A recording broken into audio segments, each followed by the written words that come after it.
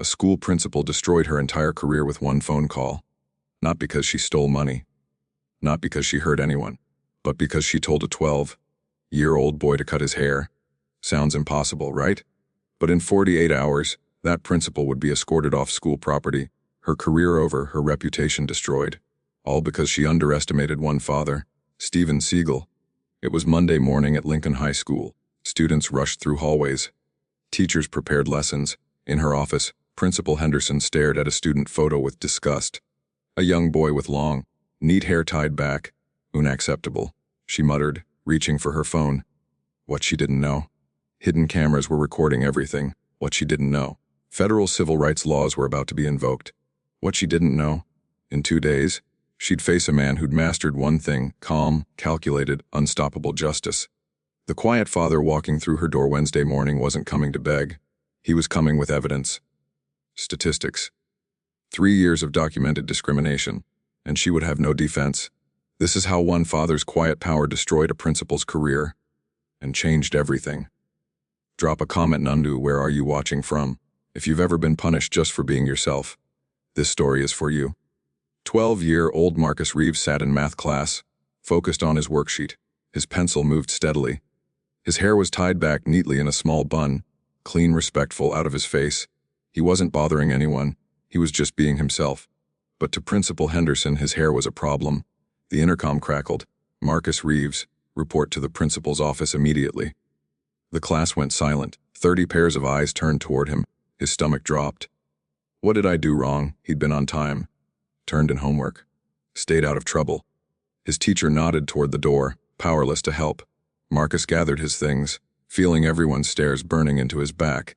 What'd he do? Is he in trouble? The walk felt like miles. Each step made his heart pound harder. When he arrived, the secretary pointed coldly. She's waiting. Marcus knocked softly. Come in. Principal Henderson sat behind her massive desk, hands folded, face stern. She didn't greet him, didn't smile. Just pointed at the chair. Marcus sat, backpack still on, confusion flooding through him. Marcus, you're aware of the dress code, correct? Yes, Mom. Hair must be above the collar for boys. No exceptions. His hand touched the back of his neck. But ma'am, it's tied up. It's not in anyone's way. She raised her hand, cutting him off. The rule is clear. Hair must be cut above the collar. Tying it back doesn't change the violation. But my dad said I could grow it. It's important to us. It's part of... Your father doesn't make the rules here. She interrupted coldly. I do. She pulled out a pre-printed violation notice, already filled in with his name. Dress code violation, hair length. She slid it across the desk like a prison sentence. Take this home. You have until Wednesday to comply. If you return Thursday without a haircut, you'll be suspended for 3 days. Marcus stared at the paper, eyes stinging. That's not fair. Fair or not, those are the rules. Her tone was ice. You're dismissed. Marcus picked up the notice with shaking hands. He wanted to say something, anything, but the words caught in his throat. He walked toward the door. Marcus. He stopped. This isn't personal. I'm just doing my job. The sooner you understand rules exist for order, the easier your life will be. Marcus didn't respond. He couldn't. He closed the door softly and walked through the empty hallway, clutching the paper. Why does this matter so much? What Principal Henderson didn't know, what she couldn't imagine, was that Marcus's father had taught him something powerful. Hair wasn't just hair. It was identity, heritage, honor. And no one was going to take that away without facing consequences. If you've been told you're wrong, just for being yourself, drop a below. Was Henderson just following rules? Or was this something deeper? Tell me what you think. That evening, the Reeves household was heavy with silence. Dinner was ready, the table was set. But nobody was eating. Marcus sat staring at his untouched plate, fork motionless. Across from him, Steven Seagal ate slowly, but his eyes never left his son. He'd noticed the moment Marcus walked through the door. The slumped shoulders, the avoiding eyes, the weight pressing down on him. Steven's small sound echoed. Marcus. His son didn't look up. Marcus. Steven repeated, voice calm but commanding. Look at me. Slowly, Marcus raised his eyes. They were red, holding back tears. What happened today? Without a word, Marcus pulled out the crumpled violation notice and slid it across the table. Steven picked it up, unfolding it carefully. Dress code violation, hair length. Failure to comply will result in 3-day suspension. For a long moment, Steven said nothing. His jaw tightened, but his face remained calm. He set the paper down gently. Tell me exactly what happened. Everything. Marcus took a shaky breath and began. He told his father about the intercom announcement in front of everyone, about the long walk while classmates stared, about Henderson's cold voice and dismissive tone, about how she wouldn't listen, wouldn't care. She said, "You don't make the rules there, Dad." Marcus whispered, voice cracking. She said, "It doesn't matter what it means to us." Steven listened without interrupting, didn't react, didn't rush to judgment. He simply gave his son space to be heard, something Henderson had refused.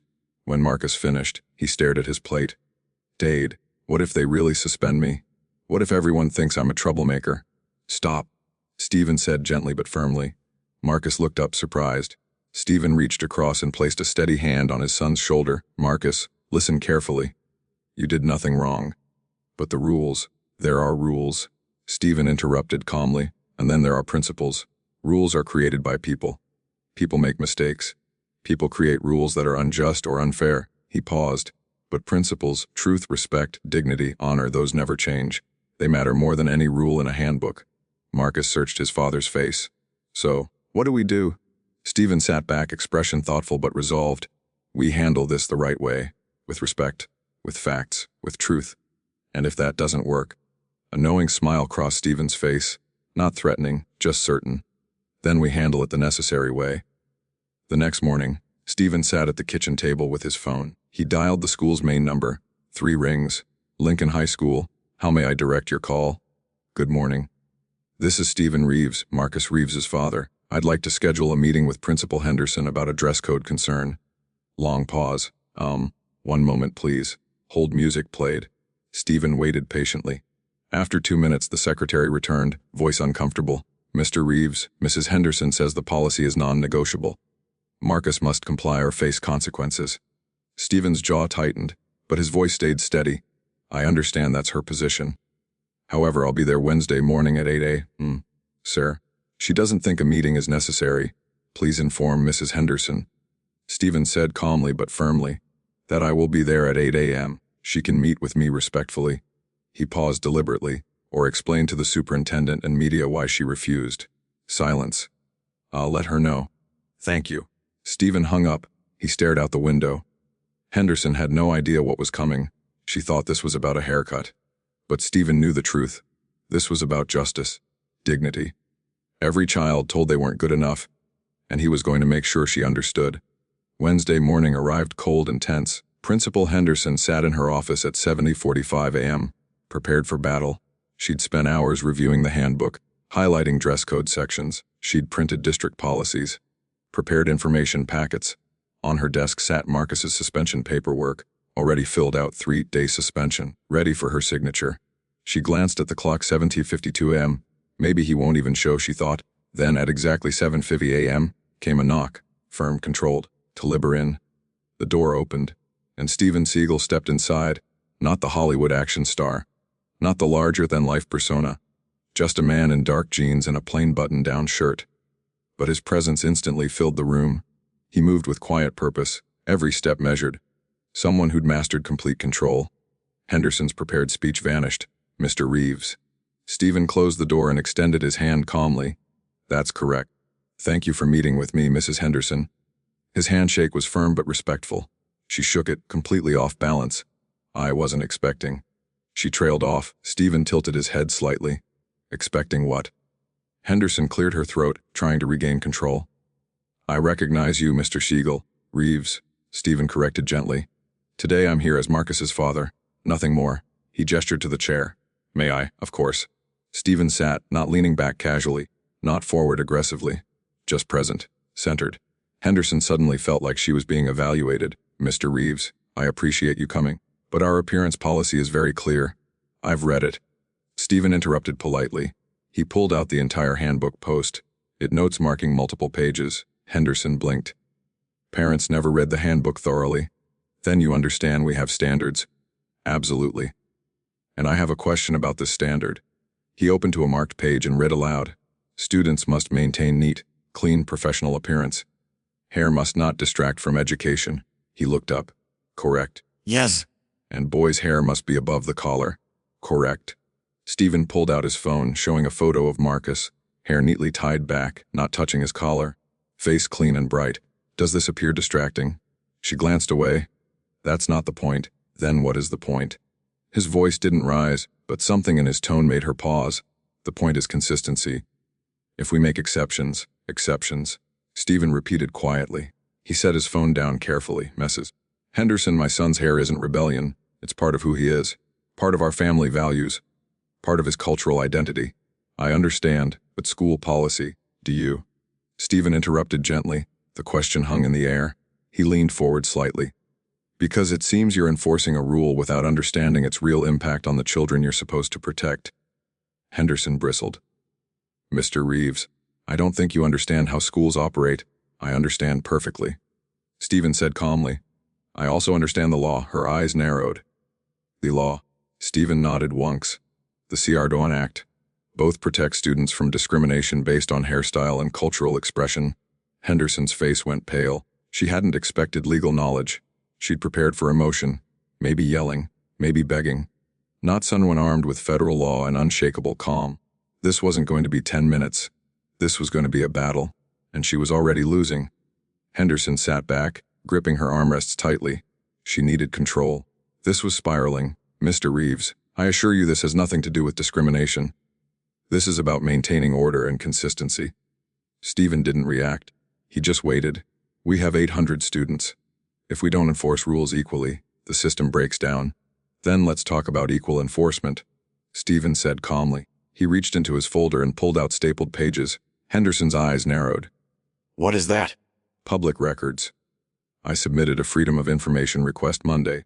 These are your disciplinary records for dress code violations over 3 years. Her face went pale. Steven continued, each word deliberate. In 3 years, you issued 47 hair-related violations. He paused. 43 were given to boys of color. That's 91%. The room went silent except for the air conditioning hum. Henderson opened her mouth. No sound came.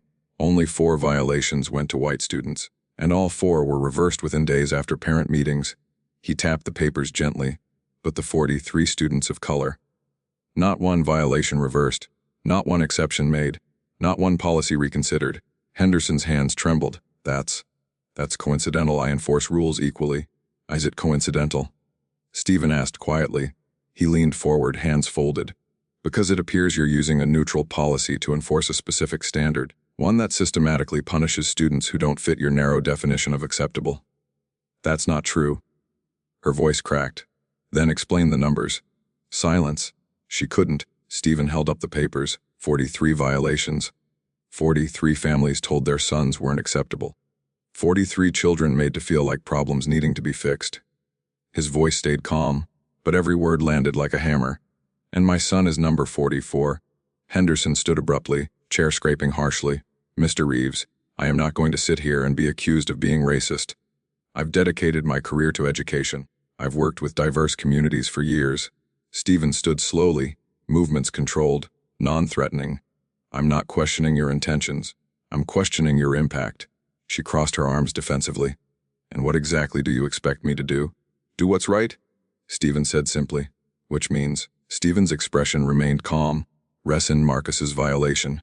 Initiate a dress code review with cultural protections. Reach out to the 43 families with formal apologies. Henderson stared in disbelief. Or what? You'll sue. Throw your celebrity status around. No, Steven said gently. He pulled out his phone. I'll do something simpler. Her eyes widened. I'll call the superintendent, then the school board, then local news stations. Then I'll share these statistics on every platform I have. Henderson's face flushed. You can't threaten me. I'm not threatening. I'm giving you a choice. He pulled a business card from his wallet and placed it on her desk. 24 hours to decide. After that, this becomes public, with documentation, statistics, names. He turned toward the door. Oh, and Mrs. Henderson.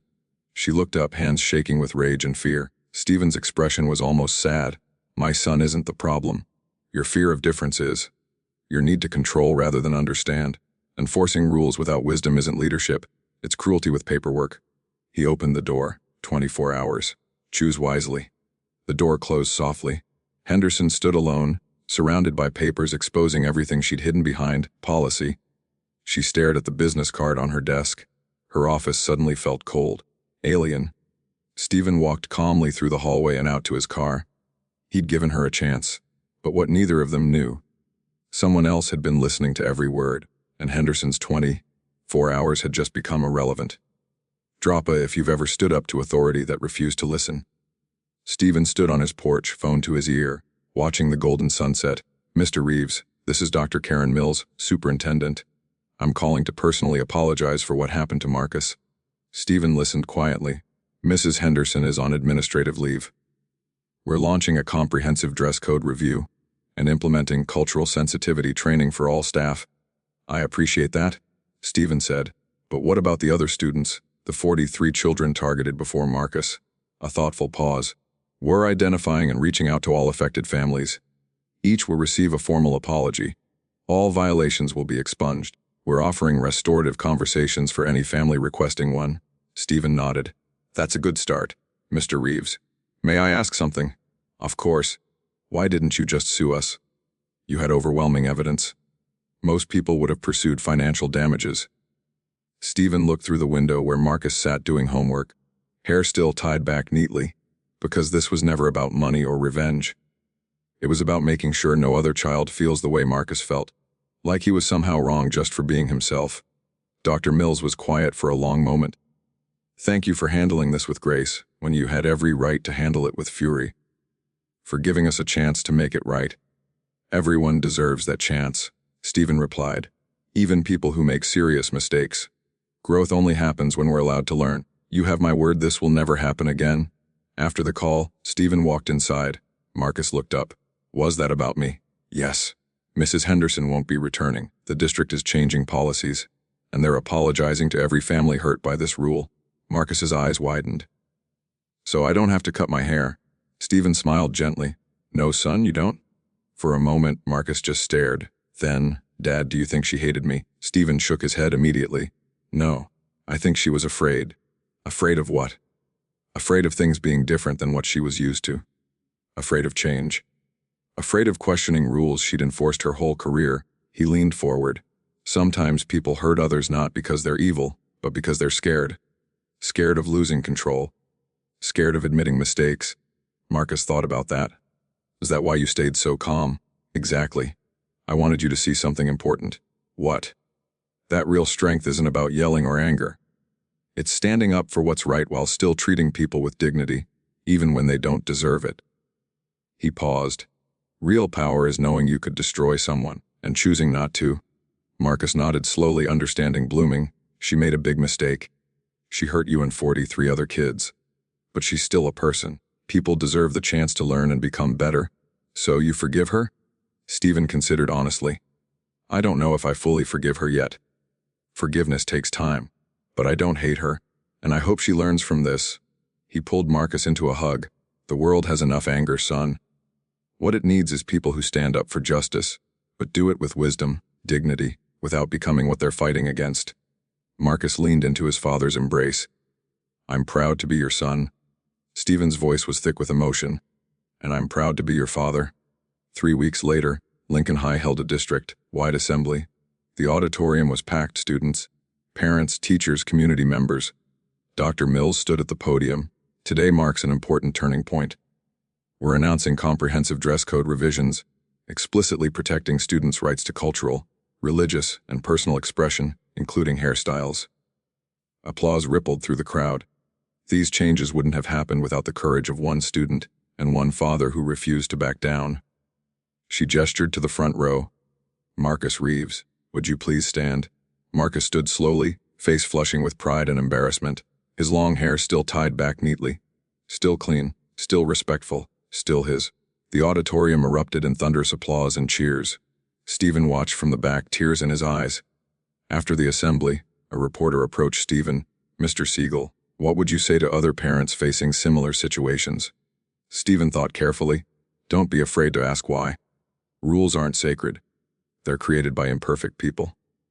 If a rule causes harm, it's your responsibility to challenge it. And if the system doesn't listen, then you make them listen, but do it the right way, with facts, with respect, with persistence. Don't give up, but don't lose your humanity either. Final question. What do you hope people take away from this? Steven looked across the parking lot where Marcus laughed with friends, finally free to just be himself. That every child deserves to be seen, not as a problem to fix, but as a human being with inherent dignity and the right to exist as themselves. His voice grew stronger, and that real change doesn't come from anger or revenge. It comes from people who stand up calmly, firmly, peacefully, and refuse to sit down until justice is done. Final Sen, Steven and Marcus on their porch at sunset. Dad, what's the secret to winning? Steven smiled. The secret isn't strength or money or even being right. He looked at his son with deep love. The secret is knowing what you're fighting for. When you fight for something bigger than yourself, for justice, for dignity, for others who can't fight, you've already won. Marcus smiled. I think I understand. Good. Because the world needs people like you. People who stand up. People who refuse to be silent. They sat together as the sun set, painting the sky in brilliant colors. Father and son, standing together, unbroken. Final message E. Respect isn't given because of who someone is. It's given because they're human, and that's enough. Say L to a citoyen. Drop a comment into which moment hit you hardest. Marcus in that office. Steven's calm confrontation. The statistics reveal. The principal's downfall. Or the father-son ending. If you believe every child deserves respect simply for being human, type Raspberry below. More stories like this coming soon. Stories about real courage. Real justice. Because the world needs more people who refuse to stay silent. Thank you for watching to the end. See you in the next one.